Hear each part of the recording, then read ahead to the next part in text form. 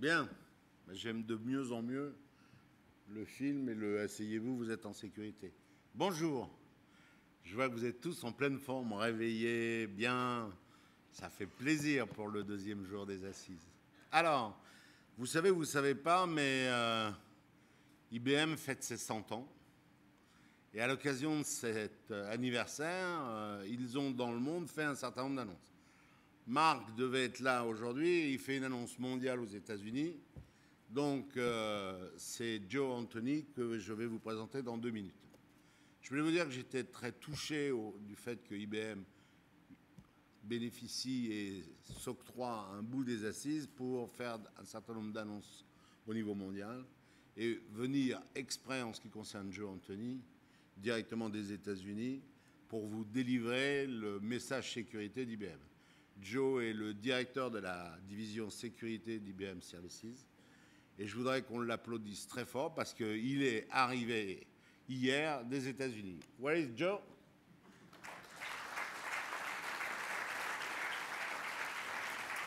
My friend, it's you. You're welcome and thank you for coming. Thank you.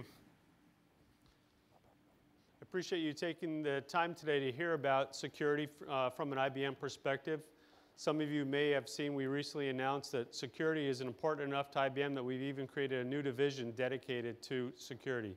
So within inside our software group area, we have a number of brands. One of those brands is now IBM Security. So we do consider it to be very significant, and we are glad to be able to take you through and show you some of our perspective of how we try to address security and what you see some of our customers doing with it. Security is not just about IT anymore. When you go through and look at the implications of security, there's an awful lot going on beyond just IT. From a smarter planet perspective, whether you're thinking about water systems, power systems, how cities are trying to interconnect their traffic systems, there's an awful lot of different things that are getting instrumentation, clothing with tags on it as an example. There's a lot of different places where things are instrumented and you're connecting them. So it's not just about, traditional IP connections, but there are different connections bringing together for smarter buildings, et cetera. And as a result, you have to make sure you can secure all of those elements. We're involved in some power grid scenarios as an example where you need all the power manufacturers, whether it be coal, nuclear, et cetera, providing power. The one that we're involved with has over 100 different power manufacturers who are pushing power onto the grid. There's a grid operator who's responsible for transporting the power throughout the grid to the different consumers, whether they're commercial or home users. And then they want all the consumers of the power to also have access to that information. So I, as a consumer, can actually look at my meter every day if I want and see how much power have I been using. When they did all that, they came to IBM and tried to see how could we help them secure that entire network. You have a lot of different users who need access to that network, but you want to segregate it so they can only see their specific information associated with that. So when you step back and are thinking about security, you definitely want to take a look at all the different elements, and as it gets applied, you have to go ahead and look at it and see where does that come into play. So the smarter planet definitely needs to have much smarter security as we do it and roll that out. There really are no boundaries anymore. From an IT security perspective, we used to be able to just step back and think about what's going on, and you usually had some kind of domains around where you could bound the security. Now, with the ready access to lots of different devices, 24 hours a day getting access to that information, it's much harder to go ahead and secure it. You can't make simplistic assumptions about what can people get access to and are their devices secure enough as they're doing it. You have to really open the aperture of what you're considering, how you're going to do the security, and bring that all together. So it's a much bigger challenge, and we can't go by the old paradigms anymore. As you get into it, consumerization of IT is also a significant factor. We no longer can control what an employee or a partner might be using for a device to access the information. So as a result, you have a much bigger challenge. Whether it's a smartphone, an iPad, iPhone, etc., there's a lot more devices that are being accessed. And as we think about the security policies around those, it's a bigger challenge. I can't simplistically think that just because I may have issued that smartphone to the employee, that there won't be any personal data that gets onto that phone. If I'm expecting that employee to be able to access systems 24 hours a day, they're probably going to get some amount of personal stuff on that phone. And if it's ever compromised, I need to have policies that say, do I just wipe the device of all corporate data, or do I just wipe the entire device, including all the personal data as well? So you start having other implications to think about as you work through how you're going to address the consumerization factors. And you also can't control 100% what are all the different security programs running on those devices. They are going to have access to other things beyond social sites, et cetera. And as a result of all that, it has to affect how do you try to secure that device. Fundamentally, you're almost going to have to assume that the device that's being used to access your systems is no longer secure, and you're going to have to protect your back-end systems, assuming that that insecurity exists. The amount of data that you're going to need to protect is just exploding by leaps and bounds all the time. What is in the data center is nice, easier to secure, but quite often that may only be 20% of the total data that you need to secure. You're going to have a lot of unstructured data in a lot of different locations that are not typical, and as a result, you need to be able to go ahead and protect all of that.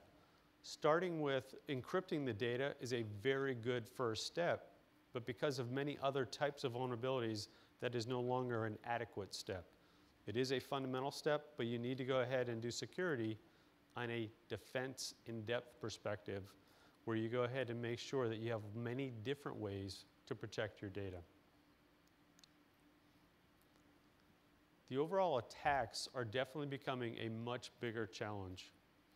Most organizations are still very weak in their fundamental controls of how they're trying to protect the environment. So things like configuration management, change management, patches, adequate controls around passwords are still quite often very lax in most organizations. So fundamentally, we as an IT organization are making it too easy for hackers to still get in there and attack systems. And another very recent phenomenon is advanced persistent threats. Quite often, you are no longer going to know your organization is under attack. You don't get random messages to screens and stuff that make it very obvious that someone has targeted your environment. Groups are getting much better at getting into an environment, taking data, and doing it at a very subsystem level to make it very hard to even detect that they have even compromised your resources. And so we'll sometimes joke that there's two types of organizations when it comes to advanced persistent threats. The 50% who know they've already been attacked and they're trying to remediate it, and the other half who don't know they've been attacked. So the subtle point is virtually all organizations have been attacked for advanced persistent threats, and it's a matter of how much have you done to try and fix the fundamentals to try and go ahead and get yourself past that. But it is an ongoing challenge. The more we do, the more the hackers continue to do more advanced things. So it is an area that to be concerned about, and you definitely need to go ahead and work through that. Another area we've recently put out last week are every 6 months we do an update by our X-Force research team about the types of threats, how are those evolving in organizations, and what's occurring. And so just to update, there's some areas, the security breaches are becoming much more publicized. And the scary thing is some of the organizations that you've seen, some of the well-publicized breaches on, are ones that you'd expect to have pretty good security controls. So this is no longer just about companies who are lax in their security controls having breaches. A lot of very well-known companies who do spend a lot of time and attention on security are also getting breached.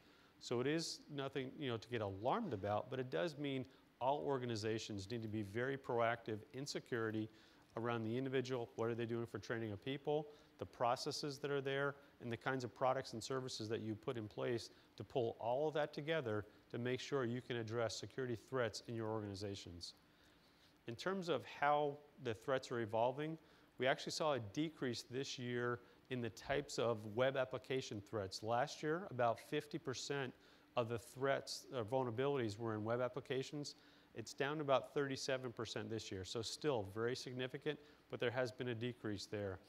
The web application threat is very significant, though, in terms of even if you've encrypted your data, most web apps are getting access to the back-end data and are considered a trusted application to the data environment.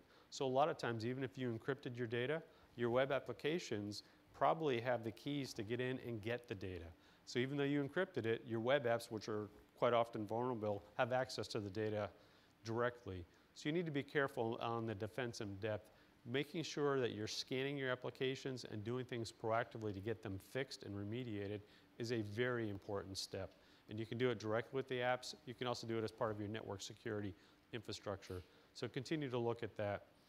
The area on client-side vulnerabilities that's noted is very key because as you have end users going to sites, it's now no longer where you have to have end users doing stupid things. You may also just have, we call them drive-by downloads. Just going to a site, they could go ahead and get some stuff that's infecting their individual systems. And the hackers are getting very good at looking at vulnerabilities that will be run on lots of different systems.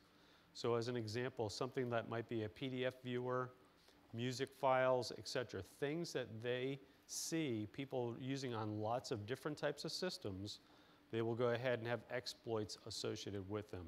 So it's becoming very prevalent on different websites as people are just hitting different things, whether it's a news site, a sports site.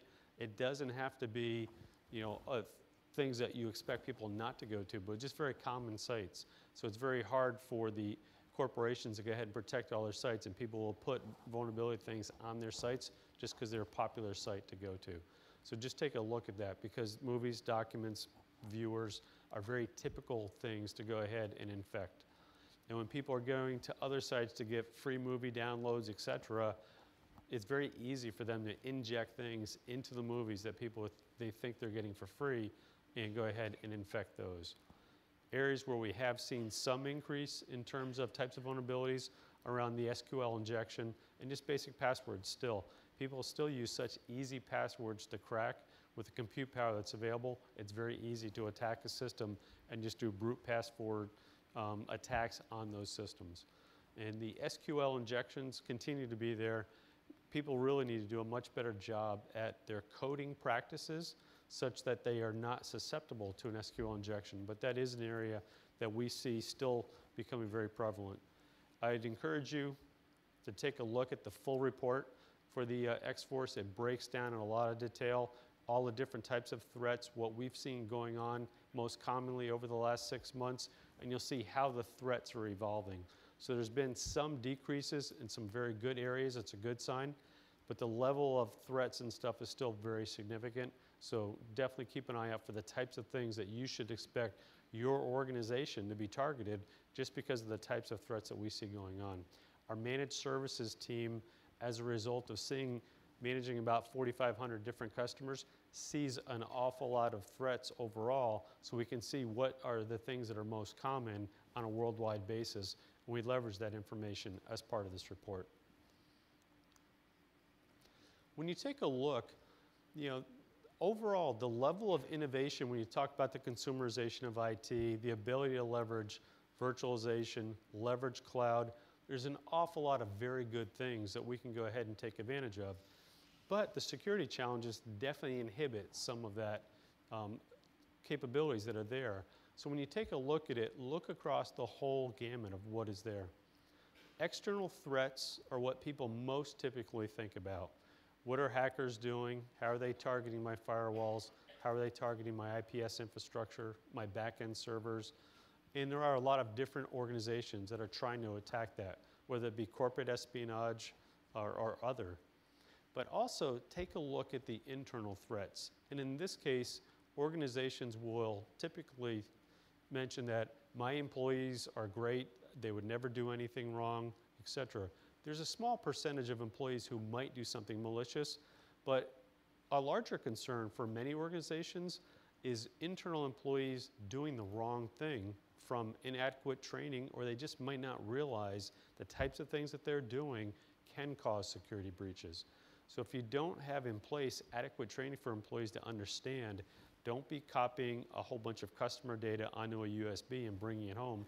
If they lose it on the metro, et cetera, that's a very big exposure if they didn't have that data encrypted. So as a result of inadequate training, a lot of exposures will occur from employees doing things that they shouldn't have. So you need the controls in place for training, as well as even stop them in some cases from doing some of those things. Make sure you have adequate controls in place to go ahead and block some of that. Compliance is a big driver, but you need to make sure when you're looking at compliance in your organizations that you're doing things once that will address a lot of different compliance regulations for yourselves versus trying to address each individual compliance regulation as an individual silo, because that's not effective, and quite often it'll actually just end up with more exposures if you don't do it right. An example would be credit card data. PCI regulations stipulate how you have to address the PCI data, and it's actually pretty good overall in terms of how it talks about protecting the overall data around the credit cards as well as some of the customer data. But if you step back and think about it, a lot of the different regulations about how you should protect it, what should the network security be, the security plans that you should have in place, all of that applies to almost any corporate or government data that you want to protect. So if you look at the PCI regulations and take out credit card number, take out customer data, and insert whatever's important to your organization, all the same types of things that they advocate for protecting the PCI data is the same type of stuff you should do to protect any kind of data in an organization. So definitely take the time to look at it and see how you should go through it. In addition, PCI would also stipulate you need to know who are the end users accessing the data, why are they accessing it, what are they doing with the data. That same type of stuff applies across all of your infrastructure. So take the time to understand the compliance regulations and put in place a set of guidelines in your organization that address a lot of different compliance regulations, not just one at a time. As you take a look at what is going on, security is coming up to a high enough level in organizations that it's affecting a lot of the chief executive officers across the organization. So whether you're talking about the CIO, CEO, health resource officers, chief risk officers, they all have different elements that a weak security posture would affect the organization. And so you have to take a look at the implications externally as well as internally across the organization. Every one of them are being impacted. So as an IT organization, there's definitely things that you can do to help the CXOs, or if you're in the CXO office, take a look at how can you go ahead and put in place better controls around security to improve what's going on. You take a look, a lot of those very large public breaches had a very large impact on what goes on. There's too many organizations who spend an awful lot on security that were impacted by a number of the breaches over the last 6 to 12 months. So when you take a look, they got hit in a number of different areas, whether it's their supply chain, about how they get information throughout their systems, weak controls around end users who are coming in. You can use things like SQL injections to go ahead and push additional data into a system and extract more data than you should out of it. An individual user can go ahead and put in extra parameters and force out customer records if the application is not designed well. So there's a number of things that you can go through, and the implications and the downstream cost can be very large if you're not careful. So it's very expensive to try and go notify all your customers afterwards if you've had a breach, and it can also be very expensive in terms of implications to stock value and stuff once customers feel like you're not a good steward of their records. If they feel like you having their financial information could get breached, they may go do business elsewhere. So it's very important to understand what are the implications across the board when you're taking a look at the security and how you're trying to help protect customers overall. So really, as you take a look at it, the traditional paradigms around You know, we've got a core set of data that's easy to protect, limited set of users going after it, is not an adequate way to think about security. We really need to open it up and think about what are all the different ways people can go ahead and leverage our IT assets, leverage the very important data, and how do we make better use of that. So when you take a look at it, you need to really step back and look at that whole landscape. You've got an awful lot of different people who need access to the data. It's not just about employees getting data anymore. You want customers to be able to come in, take a look at the data. I gave that earlier example about the smart grid. The ability for all the different producers in the supply chain to have access to all the data was also very important in that smart grid that we helped the customer set up. You want to look at all your supply chain partners. Everyone who can look at the data versus waiting for a weekly or monthly report from you is very key. If you can pull your supply chain in and have them be a very active partner in what you're doing, you get a much better return on that.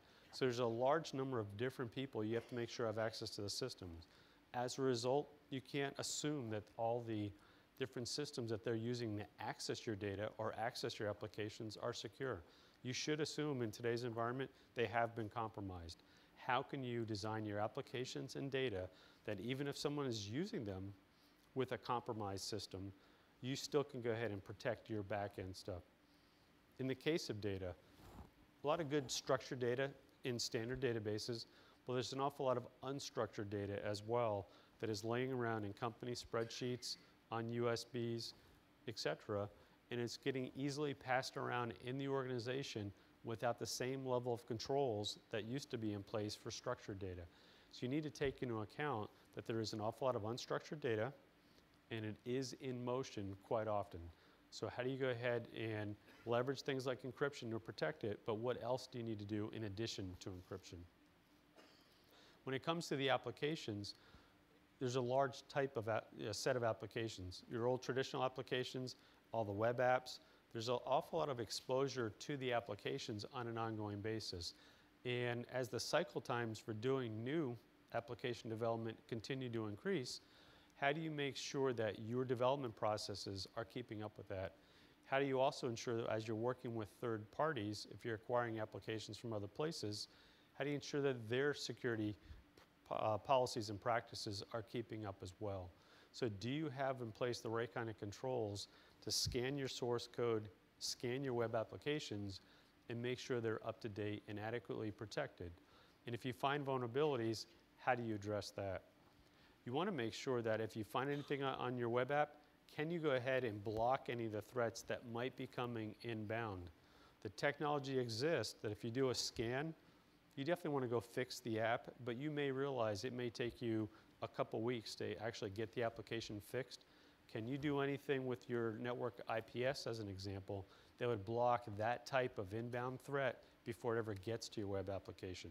So it doesn't put off the need to fix your web app, but you may be able to do some things that remediate that exploit from occurring before it even gets to your web application. The infrastructure is very key.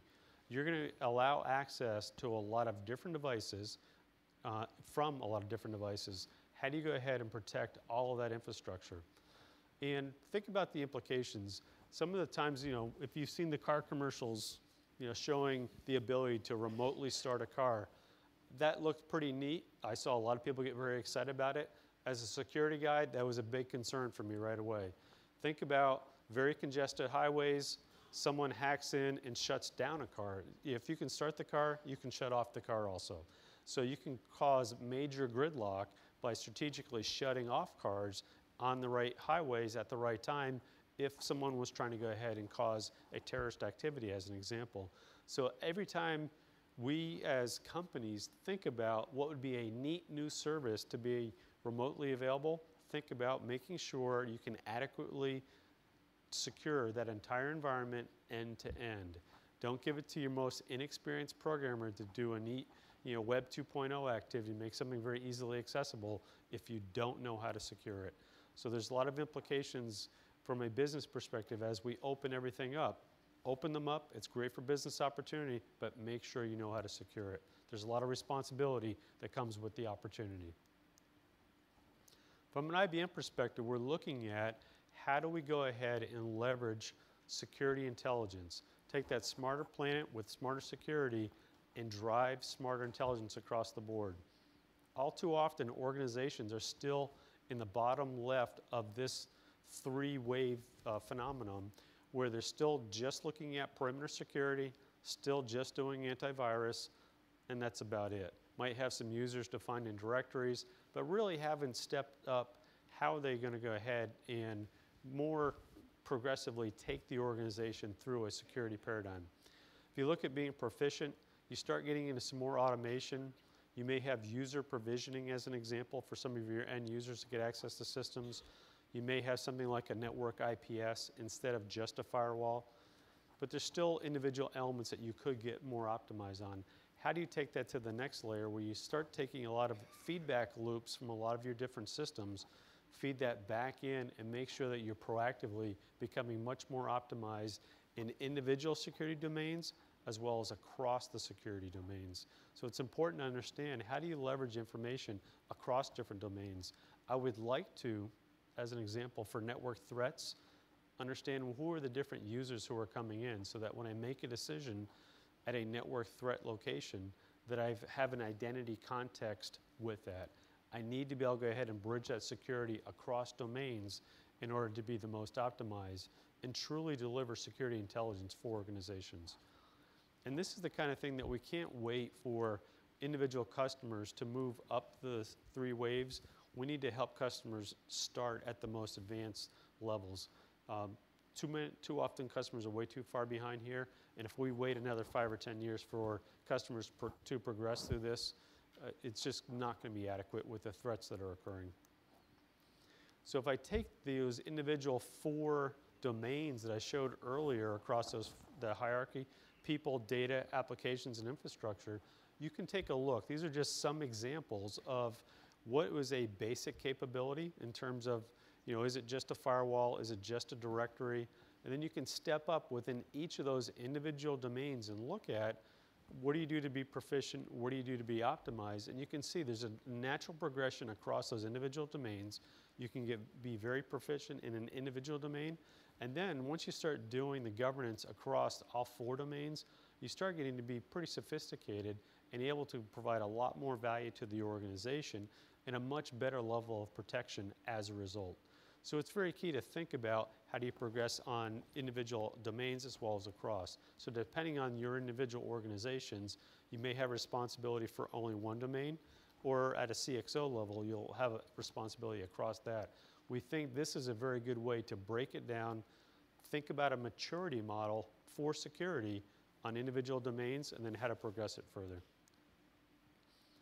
And when you want to take a look at overall security intelligence, it's key to take a look and figure out how can you go ahead and progress across these individual areas. How do you go ahead and help the organization become smarter about what it means to be secure across domains? How do you go ahead and make sure the organization across the board is aligned with those objectives? And then how do you go ahead and actually put in place the analytics that it takes to have that closed loop process? So I'll delve into each one of these in a little more detail. When you're looking at risk management, you definitely want to step back and take a look at how does it fit into your overall IT risk management for the entire organization. Your security infrastructure, your IT infrastructure is part of your very basic overall risk management paradigm for an organization. So make sure that you lay out, as you're looking at the business, looking at what you're trying to achieve, how do you go through there and understand all the different elements that could be applicable for individual risk areas, and then break that down. It'll become a very important point as you're trying to understand, what do you need to protect? What are the things that, if they were exploited, would have the most value to a hacker? What are the things that do the most damage to your business? And that'll help you prioritize where to spend more of your time. The extended enterprise is very key. This gets back to that element of not everyone is an employee. And you need to make sure that each one of these different participants in your overall extended enterprise fully understands your objectives and what you're trying to do. So when you break it down, make sure the employees are educated, they understand the processes, understand what's valuable to you, how to protect it. On the customer side of it, you need to ensure that as they're coming in and access your systems, even though they are from a compromised system, that you've got adequate protections in place that they can't inadvertently get through your security measures and get access to even more data than they should. You need to make sure your supply chain partners have very reasonable levels of security associated with their systems so that when they are in there accessing yours, that they're not compromising your systems any further. Auditors is a key one. Quite often, IT organizations will look at auditors as the bad people. They don't want to do anything to help an auditor just because they feel like the auditors are in there evaluating their systems and always causing trouble. But if you step back and think about your auditors are someone who's trying to be a third-party assessment of what's going on, whether it's an internal auditor or an external auditor. If you take the time to help them understand what you feel are your most valuable systems, most valuable processes, and what you're trying to protect in terms of your data, that will help them prioritize where to spend time auditing. At the end of the day, you're going to get the audits. Why not try to help them center their time and attention on the things that you could find the most valuable in terms of feedback? So make sure they understand where your security priorities are so they can make sure they focus their audits in those areas. The regulators is a tricky one.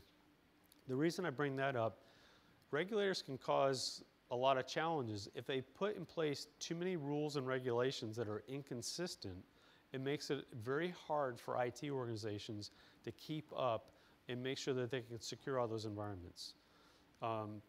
Individual regions, states, countries can put in place security regulations that actually conflict. And from a business perspective, that makes it a very big challenge for a company to set up and do business across, state, federal, national boundaries when that happens. If Italy has a different security regulation than France in a certain area, if a company's trying to do business in both, then they have to have their security controls are different. It makes it a challenge, it makes it unproductive. So from a regulation perspective, keep in mind in your local regions and stuff, as regulations are being put in place, advocate that they do things that are consistent, such that as companies are trying to do business internationally, they can do things once and have it applied no matter where they're trying to do work. It would make it much easier. So go ahead and try to influence some of that as you're working with legislators. When you take a look at it, after you have in place some of the different processes, some of the different products and stuff, you want to make sure you have a good feedback loop in place. We're trying to go ahead and leverage analytic technology that we've acquired to go ahead and make sure we've got a very good feedback loop, analyzing lots of data and trying to look for the consistent patterns of people trying to exploit weaknesses. So it's very key to take a look at what's in place and make sure you've got a good feedback loop. An example around identity governance, the ability to go in and look at not only what have people been given access to, but what are they doing with the data? You may have a teller in a bank who has access to customer records. That's fine and expected. If on average individual tellers look at 200 customer records a day, that's good. If you have another one who's looking at 5,000 customer records a day and all of their peers are only looking at 200, you probably, as a manager, need to at least take a look to see what is the employee doing with 5,000 customer records a day. They may be doing something very productive. They may have been doing an audit and that's perfectly fine, or they may be stealing customer records. So you need to go ahead and at least have some measures in place to see what are people doing with their access rights and is it within the bounds of what you thought they were doing. So you have a closed loop view of that and then you can take actions if needed. So overall, we bring to bear an awful lot of expertise by managing a lot of different customer environments, by looking at having a very broad distribution of products and customers. We get a lot of very good feedback about what's going on in the overall security market, and we can help customers go through that stage of getting informed, getting aligned with the overall priorities, and then putting in place the analytics that's needed to go ahead and have a closed loop view of that. So overall, we think there's a very good presence here for how you can go ahead and step through that whole environment. We also announced this past week our intention to go acquire Q1 Labs, and we'll have a very good, powerful closed loop view around security information and event management, as well as logging and overall analytics as well. So that combination is giving us a very broad breadth of products to bring to bear with customers and look at how you can go ahead and look across the whole domain. Whether you're looking at people, data, applications, or infrastructure, there's a lot of different products and services that we can help customers work through looking at their individual environments and help them progress up the levels of maturity that I mentioned earlier and have a good closed loop view around how does all of that come together in an organization. So I think you've got a lot of good things to think about today, and you can go ahead and take a look at how within your organization can you look at those individual domains, become more mature within those as well as across those domains, and provide as a result a much better security infrastructure for your organizations. Thing to take a look at overall is when you look at that X-Force report, we asked some of those X-Force research engineers, as a result of looking at all those different things that went on that caused them to write about what's changed in the threat landscape over the last 6 months, said if you were running an IT department, what would you do? These were the top 10 things they wrote. And if you take a look at them, what's unfortunate is most of those you could have written these 5 years ago, 4 years ago, 3 years ago, et cetera. A lot of these are very fundamental. So again, go back and make sure that you're applying the basics to your organization, whether it's password management, looking at controlling the endpoints. Is there adequate patching? Do they have adequate security on the individual endpoints, regardless if they're a personal device or a IT-owned asset? What are all the different things that you should have in place across the organization? Network security policies, et cetera. A lot of these are very fundamental things, but it's the cause of a lot of the breaches in the advanced persistent threats is because most people still are not doing the basics on a regular basis. So keep that in mind. I'd encourage you to go ahead and share that with your IT organization of what the top 10 things are.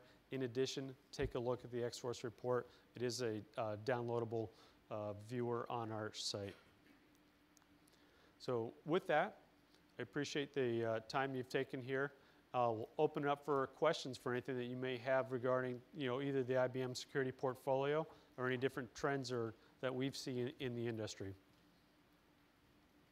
All right.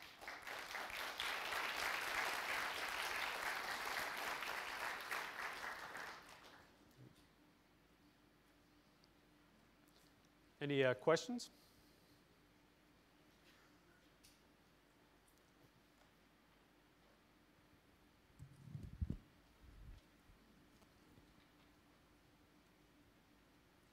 I'll have to ask questions of the audience instead then.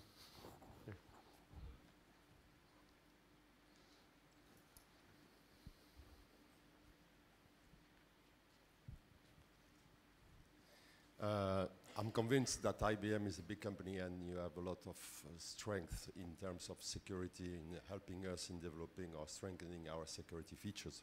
However, you are an American company. I'm a French company, and in some instances, France and the US are competitors, and some other instances we are allied, okay? Mm-hmm. And with the Patriot Act, for example, how can I make sure that if I deal with you as IBM to help me in strengthening my security, some of my aspects of, let's say, my weaknesses would be in some files that are shipped to US? Not intentionally, but you're an American company, you have a big network, maybe the French consultants that came to my place have no bad intentions. However, with the Patriot Act, I have some doubts that one of these days maybe some of my security breaches about are in the US. I mean, we are a very large company, so we have development labs in France as well. We have a lot of consultants here in France.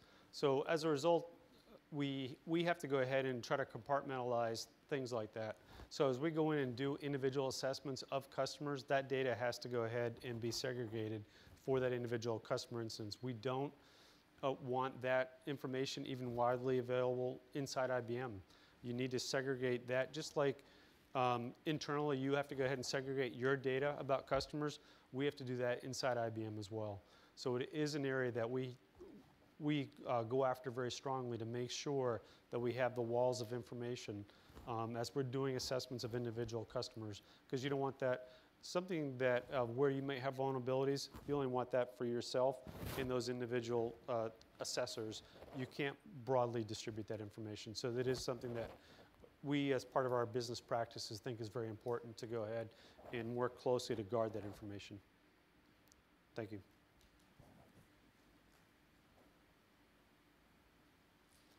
In terms of breaches and threats and stuff, is the level of activity that you are seeing at your companies increasing? As from what we're seeing from our managed services, we see that increasing quite a bit. Are you seeing that for your individual companies as well?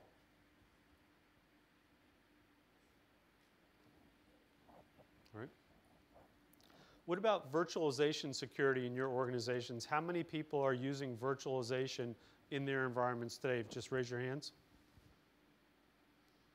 How many people are actually securing, have done anything differently regarding security around virtualization? So unfortunately, that is very typical. At our last conference about 6 months ago, I had about 850 people in my keynote.